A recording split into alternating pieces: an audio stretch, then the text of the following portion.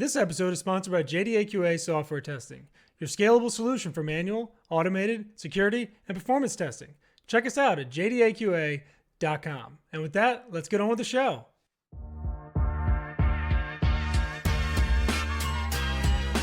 This is The First Customer, hosted by Jay Agnew.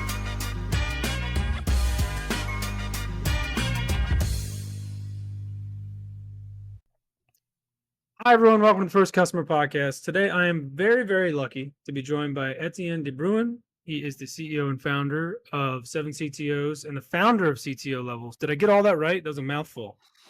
Yes, maybe not the founder of CTO Levels, the creator of The CTO Levels, creator. or All right. maybe the discoverer. Discover. That's a cool title. I would like Yeah, to discover yeah. somewhere title. I feel like CTO Levels existed, and I just happened to stumble upon it. You're like the Christopher Columbus of CTO Levels. Who is that? Is that like a good person or a bad person? Well, we used to think he was a good person growing up. He was like the discoverer of America, but really he just happened to be here looking for the West Indies and called it a new world. So anyway, it Yes. existed. There were people here. There were already people here, yet he discovered it, which I always found to be interesting. But we're not here to talk about, Galileo, not Galileo, Amerigo Vespucci and all those discoverers. Although I find explorers very interesting. We'll talk about you as a discoverer today. Where are you based out of? Are you in San Diego? Yes, I'm in San Diego. Wife and I moved here about 20 plus years ago. I'm South African, born and raised, and then got my computer science degree in South Africa with Stellenbosch University, and then got an opportunity to go work in Germany with a startup in the network encryption space. And then, yeah, in 2000, we thought we'd spend a few years in San Diego, and then turned into 2 decades. When you grew up in South Africa, did that have any impact on you being an entrepreneur later in life? That's a great question. I'm gonna say there is a pretty strong entrepreneurial spirit in South Africa. And maybe that is because, smaller economy, kind of have to make your own future. Lots of ideas, southern tip of Africa.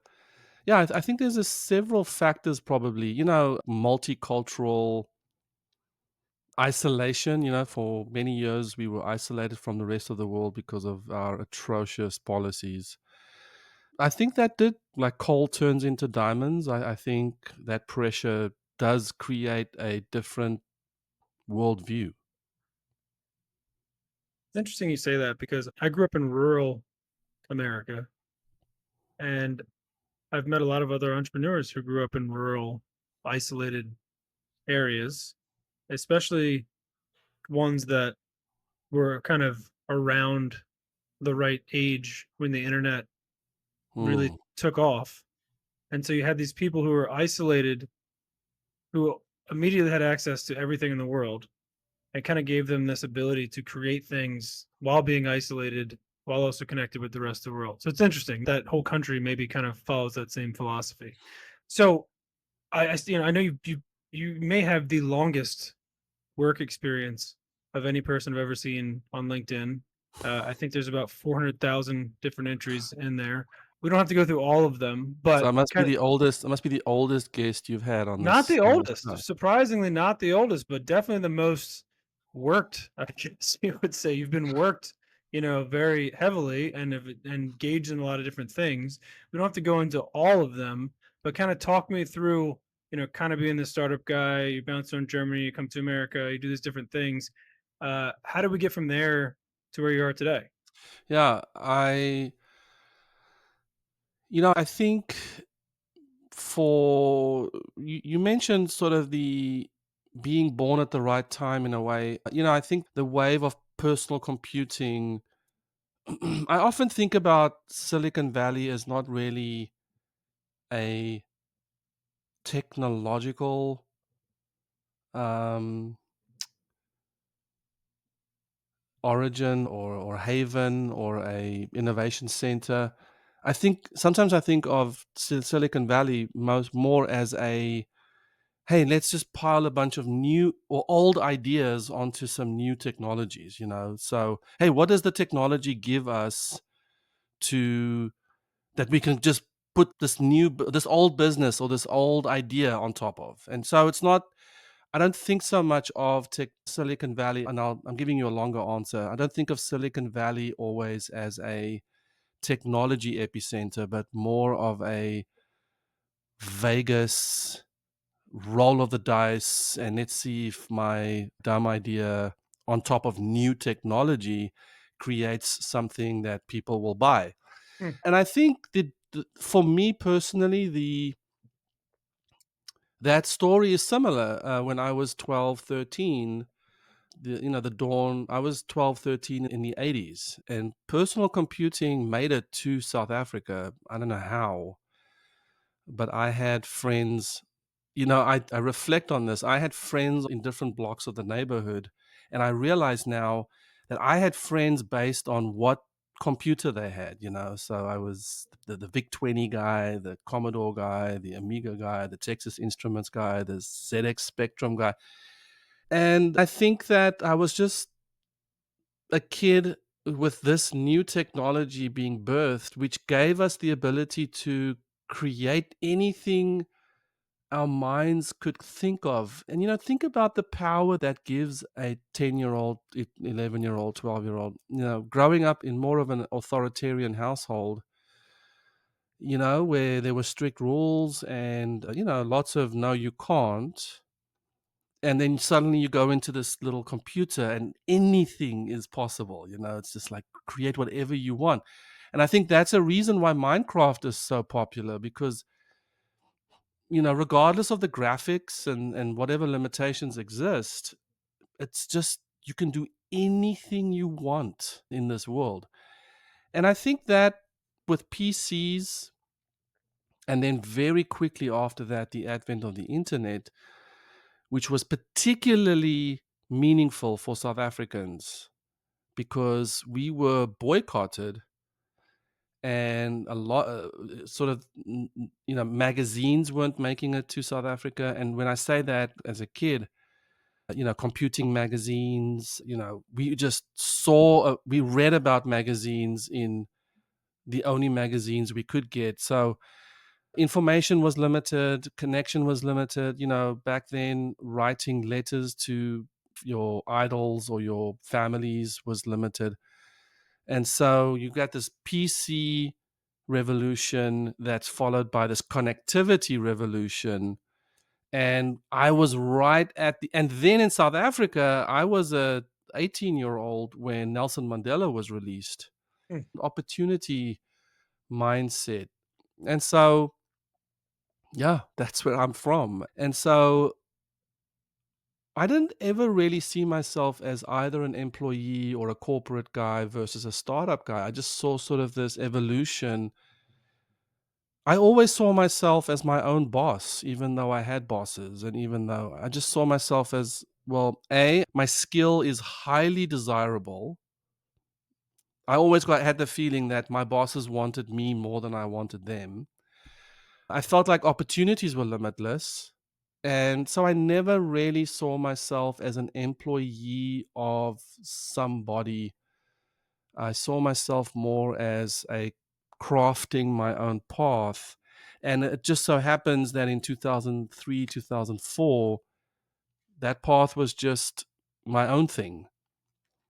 And I started my own company, which was really great because I coded my own little app. It's kind of that dream where you code your little app and then you find someone who wants to do something with the app, and then you co-found a company, and then you hire more people, and then get more customers, and then you start talking about millions and millions of dollars, and you're sort of living that dream. And that was huge. That I think that helped me find the meaning of life for me in a way, which was to really empower and create dreams through technology leaders and the so-called CTO today. Hmm. And that led me then to, when we sold our company, it led me to found 7 CTOs in 2013. And yeah, I like to say I am a I love people and programming. And, I'm sort of a raging extrovert as well. So I don't see myself as an extrovert anymore. But back then I was sort of the odd person in the CTO community because I was very, very focused on relationships is the key to growth, not the accumulation of technology, knowledge, and experience. Right. And so I was really the only voice in my circles that was not the more you know, the better you'll be. It was like who you knew and who you could learn from that would make you an exceptional CTO. And that really is the impetus behind 7 CTOs and something I'm really passionate about to this day, which is 10 plus years later, I'm still building 7 CTOs. Where'd the name come from? I started it off as an offshoot. So there was a CTO community called the LA CTO Forum, and I found out from I'm in San Diego, so I found out a lot of my CTO friends were driving up to LA, and I actually tried to just contact them and say, hey, can we just create a San Diego CTO forum as sort of a chapter of your organization? Well, they blew me off as some crazy person. And Tony's the founder of the LA CTO forum, and him and I laugh about that many years later. But he remembers sort of, and I'm sure he was solicited all the time. I was just trying to be practical. And I was like, hey, tell me what you guys do, and I will do it in San Diego. And they were like, thank you, but no thank you. So I started the San Diego CTO forum just as a meetup. And then we mostly did dinners, and then I started hosting the Austin CTO forum, and then I went to Portland CTO forum, Seattle CTO. So I thought CTO forum would just be my thing. But here's a very interesting thing that happened was, remember, I wanted to create the forums because I needed help. And I remember I said I wasn't going to get help really from knowing more. I needed to just learn from other people's experiences. Well, I when we had about 300 people in our CTO forum network, super informal, and I started getting vendors who wanted to sponsor our dinners and just went down that route.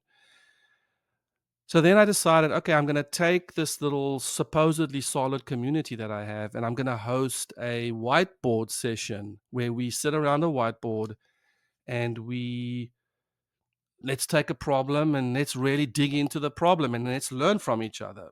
Well, that was a disaster. These guys who were sharing drinks and war stories and showing up to all our dinners could not have an adult conversation about the topic at hand, which in those days, I think the topic I picked was virtualization. So I think it was right at the advent of people moving away from bare metal servers to virtualizing inside of Amazon. I think that back Right. then, yeah. And it was terrible. It was a horrible conversation. People were strong manning each other. People couldn't. They had no empathy for each other. It was my way or the highway, and people respectfully disagreed when they were really being super disrespectful. And that's when I realized, okay, the only way I'm going to kill this whole idea of dinners and chasing vendors and sponsors. I'm going to form an organization where people sit together and they commit to each other in smaller groups and they meet regularly. And instead of focusing on technology exploration and the role of CTO, we're going to focus on one thing, and that is emotional intelligence. So then I didn't know how to name this thing. And I tell people to get to the name 7 CTOs. I had this Zen moment where I closed my eyes, sat in my office, and I was like, what the heck is this thing that I'm building? And then I sort of visualized, oh, it's like I'm sitting in a room with 6 or 7 other people, and we're committed to each other, and we're learning from each other. And then I was like, "Oh, shit, this is called 6 CTOs." And I was like, "I see 6 CTOs." And then I ran to whatever the domain name registrar was, and I was like, "Oh, I registered the number 6ctos.com." I had an eureka moment. I ran out of my office and I shared with my friends that I founded 6 CTOs. And the first person that I shared it with said to me, "What? Sick? You guys are a bunch of sick CTOs? Like you guys are sick? You guys are you need help? You need the doctor? Like what?" And I was like, "Oh my goodness, I have a phonetics problem." Mhm. And then I ran right back to my office and I knew I had the formula. So I registered 5 CTOs, 7 CTOs, 8 CTOs, 9 CTOs, 10 CTOs. I think to this day, I'm still paying for those domains. But, and then, yeah, and then I didn't want the group to be too small and I didn't want the group to be too large, and landed on 7 CTOs. So that's the long version. So congratulations, you got the I like really that. long answer. I love the long answer. Well, do you remember after you kind of rebranded and recalibrated what you wanted the group to be? Do you remember who the first member was? That's a great question because, and I'm glad you asked that one, because in the context of my story, like I said, I had 300 or so enthusiasts in the San Diego, Austin, Portland CTO forum. Well, with grand excitement, I announced that 7 CTOs will rise from, we're closing the meetup and we're launching 7 CTOs. And I lost all 300 people because I walked around with a sign up sheet. And it was a big event, big restaurant, catered, lots of people came out, and I did my little spiel, and not a single person signed up. In fact, one guy signed up who I think felt sorry for me. His name was Harold. I love you, Harold. Harold sounds like a good guy. Harold Gottschalk he's an older guy who I think he felt my energy and he was really bought into what I was saying. Yeah, so Harold was the first guy to sign up. He didn't know what he was signing up for. I said it was going to be $200 a month, and I think that's what threw everybody off because my market research, my market validation was just night and day different from my ideal customer profile. Mhm. And so I think in my 300 people naysayers defense, they were groomed on, hey, free dinners. All I have to do is step away from my family and talk and give. And then when I turned that around and I was like, well, listen, now we're going to ask you to spend a half a day together and it's going to cost you $200 a month. Yeah, I lost everybody. So the good news is when I landed Harold, I was able to change my story and say, hey, we have people signed up. And If you have so like that, you should have like a statue of Harold like somewhere or some sort of plaque for Harold, maybe yeah, a sure. moment of silence for Yes. Harold at the beginning of each of your meetings. It sounds like he Yeah. was very integral. So you Yeah. took this whole Okay. group and turned it on its head, and then you had nobody basically except for Harold. God bless you, Harold. Um, how did you rebuild it and kind of pitch this new cost-based service or group that is longer and probably more engagement required than your previous dinners that you have to convince people Yeah. on? How did you Well, build it into what it is now? yes. So what I did was, so remember, I'm a CTO cat, so I'm not a sales guy. You're a sales guy. Well, now I I'm just gonna probably put it am. out. You're a sales guy. Don't Now I we am. all we know better than that. I learned the hard way. Yeah. So back then, I was very much a CTO who fitted the mold. I was a supportive person. I wanted to please my CEO. I co-founded the company we sold, but my CEO Drew was very much a out there guy, building and evangelizing people. So I was very pragmatic in what I did. So I was very discouraged. Obviously, I was like, oh my goodness. So I was telling you earlier, Michael, my co-founder, sadly passed away this week. Michael was a believer, and so remember I said I realized I need to get people to grow in their EQ. And so I we happened to have a coach. Her name was Michelle. She coached our founders in the company we sold. And so she knew my journey of how I was building this San Diego CTO forum. And then she said, "Hey, you should really talk to my husband about bringing some EQ and emotional intelligence juice to this organization." I was like, that's exactly what I need. Hmm. And so I pitched Michael on this, and Michael was, I'm in. We talked about the equity, and we're like, we're going to build this company. I went and formed it, and it was off to the races. I would say his belief and his encouragement. I was 20 years his junior, so I think he saw himself in me. And so how did I build it from losing everybody? He kept believing in me. It's like, don't worry about it. We just didn't target the right customer. Let's stay focused and keep going. So my co-founder kept me going. Secondly, I did do a lot of dinners. So I did ask questions, and I did understand that most of the people that we were having dinners with were disclosing to me what they were struggling with. Hmm. So I think I had a crash course in sort of flipping that and saying, hey, join 7 CTOs and you will have a soundboard for all your ideas. Hmm.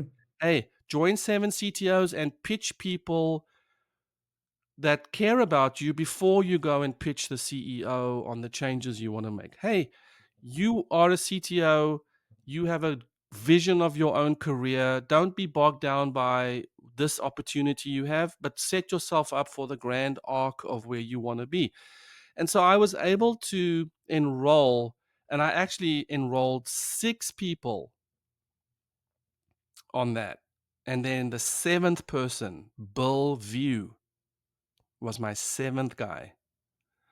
I almost have, I have a lot of love and respect for the first guy, but man, I will never forget closing the seventh guy. I was like, wow, we are going to start this forum January 2014 with 7 freaking CTOs.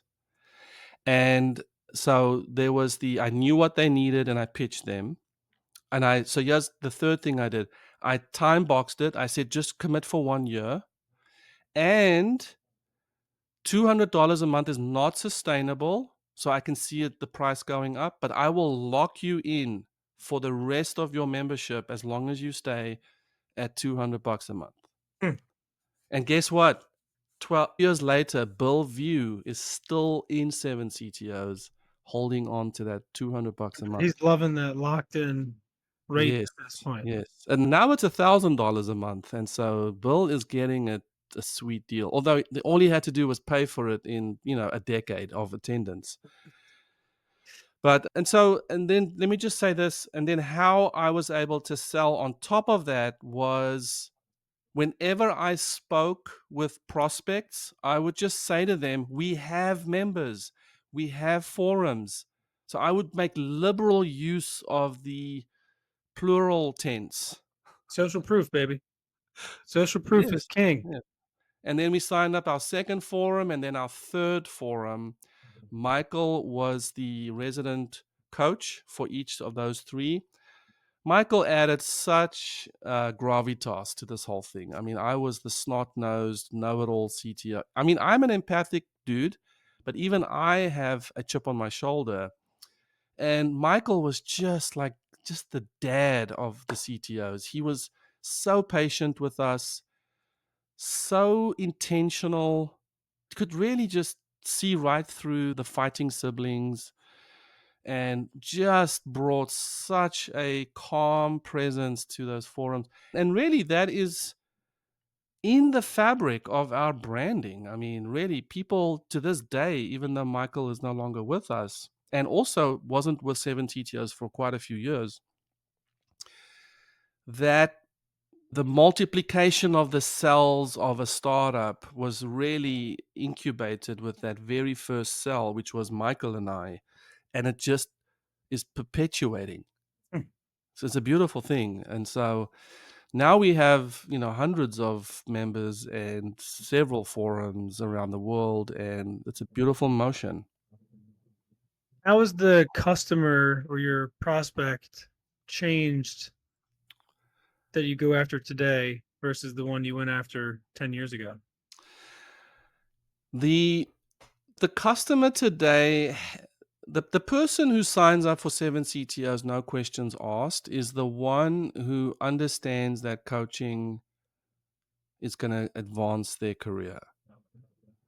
Now, the problem with a problem solving analytical brain who most likely sweated it out, learning new things, figuring things out by themselves with a heavy dose of imposter syndrome, is that they will never think that, oh, I could just ask someone. Wow, I can just, A, I can admit that I don't know. B, I can formulate my question in a way that isn't asshole-ish. And three, I'm open to learning from others. Mhm. Well, unfortunately, I mean, compared to 10 years ago, there was a lot more of that. And now I find that the person who signs up, no questions asked, is the person who already has that awareness that coaching, peer groups, learning from others is a critical skill to have in this area. The younger CTOs, the naive approach, the immature business mind, maybe zero executive presence. Yeah, those people come to me with, well, who else is in 7 CTOs? Or, do you have people from Facebook and Google? And, like, what can you teach me? Well, those people, just are not going to be open to an organization like ours. So compared to 10 years ago, I had a lot more of that. And now I think coaching is not necessarily a swear word anymore. I also find that because more CEOs are signing up for coaching and understand the value that brings, they are, of course, encouraging their other executives to go get coaching and peer groups. And that's, of course, they come to 7 CTOs. I feel like I could talk to you for about 3 days before we get to the end of this conversation, but maybe we'll do a part 2 of this since I like you so much. And we actually did this same conversation, not the same conversation, but the same flavor of conversation offline, when we met each other. So I do think this is a recurring theme that we have a very open and kind of nice vibe together. So I think we should do a part 2. Let's wrap Amen. this with one final question, non-business related. This is for Etienne, the man, maybe not the business guy, but just in general. If you could do anything on earth and you knew you wouldn't fail, what would it be?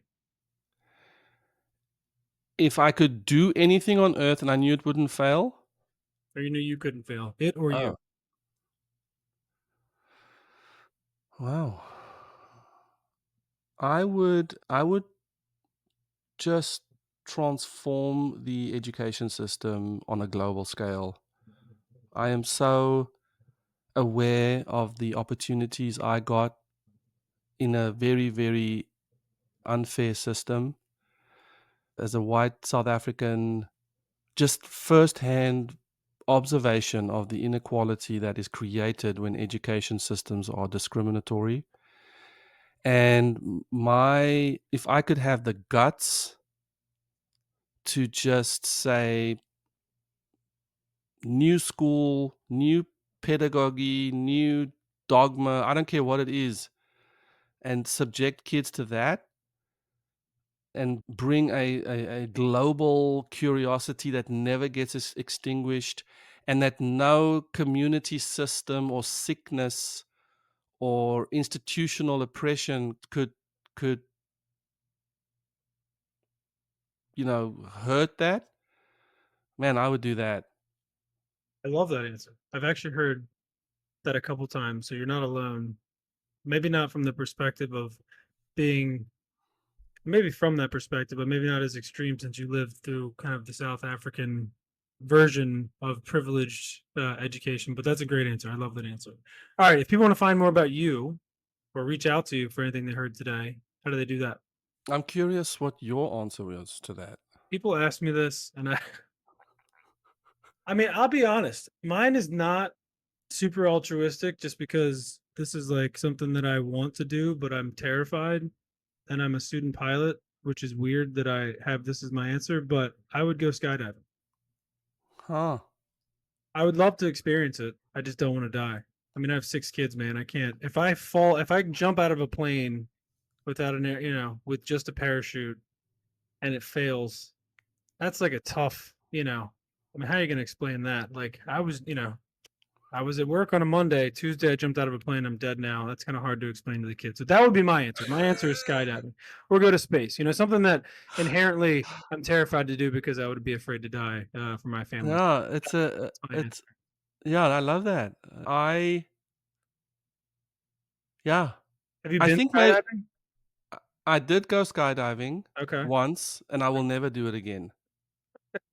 I w Yeah, that's a whole different episode, and I'm in the camp of what you just said, like, this is not worth it. But I think if I was to go down that track, Yeah. I think I feel the same way about scuba diving. Okay. If I knew that I couldn't fail and I wouldn't get hurt and I wouldn't freak out, I would absolutely love to go to scuba diving. And I think I have the same concerns that you have about it, which is panicking and realizing I've got a body of water above me and I can't just like go up and Right. fix it. Yep. Um, Getting diseases from pressure, whatever they call that sickness you get. Yes. And then, some prehistoric monster That's the one deciding that gets me. on that Tuesday it's gonna reveal itself to the planet and I'm gonna happen to be in its way. Or just one that we know about, like a shark that are very much like down there all the time. Like I see those videos, the guys on Shark Week, like down at the bottom, like feeding sharks like on the ocean floor and they can't see in front of them. I'm like that. And the ones that go at night, are you kidding me? Yeah, why would you do that? Like you don't get to do life over. It's not like you can say start at the beginning. You're done. If something goes wrong, you're done. And but you see the thing that I want, so I've done snorkeling and snorkeling is so beautiful and it's such a wonderful feeling and you almost feel like you can hold your breath for days. But what I would love to experience is that sense of just full equilibrium where you Mhm. are floating, you're basically floating. Right. Yeah. And that's something, but I can't imagine the bottle, the oxygen pushing in my throat into my lungs. And I'm an asthmatic as well, so I have an uber sensitivity to altitude and pollution. And so I think if I was to join you in your answer, yeah, mine would be the opposite direction, Okay. scuba. I like that. We're complete opposites, about as high and as low as Have you scuba dived? not. I have not. Okay. Okay. My parents did it growing up. Done a lot of snorkeling and stuff, but no, I haven't done it. Mainly because, and I would on my bucket list is the great white shark cage. I definitely want to get in the cage and like be somewhat protected and get to see some of nature's like most incredible things that they've ever created. That would be cool to me. I could do that, but like free water down where there's, no, thank you. All right. If people want to find you and talk about sharks and scuba diving or skydiving or maybe even CTO stuff, how do they do that? Where do they reach Well, that's the other thing is when you are in that full equilibrium and you look down you? and y'all can't see nothing. I'm good. Mm. Okay. I'm good. You can find me. I have a just a website for all my stuff that points to everything else. It's at etiennex.com. So etiennex.com. And go check out 7ctos.com if you're a founder or a CEO or a CTO. You want to join the most awesome community on the planet for technical leaders, go to 7ctos.com. Yeah, and that's Any a good events place to coming go. up that we should know about? Yeah, we have our annual conference happening in San Diego in November. It's called, so you can go to 0111conf.com. And, it's a great way, 2 days, super experiential. It's not your sort of standard tech conference, although we do talk a lot of tech, but we do focus on, where are my opportunities for breakthroughs and where are my breakdowns. So, yeah, it's a great conference for that as well. Well, And then next year we'll have a whole bunch of regional 0111 conferences. So yeah, all thanks right. for Well, having me, man. yeah, we'll link it in the bio, and we will stay in touch, and maybe we'll do a part two of this. You're fantastic. I thank you for being on very much, and I hope you have a good rest of your summer and a good rest of your week. All right. Thank you. Thanks for Thank you, having me, brother. Jade. Yeah, Cheers. have a good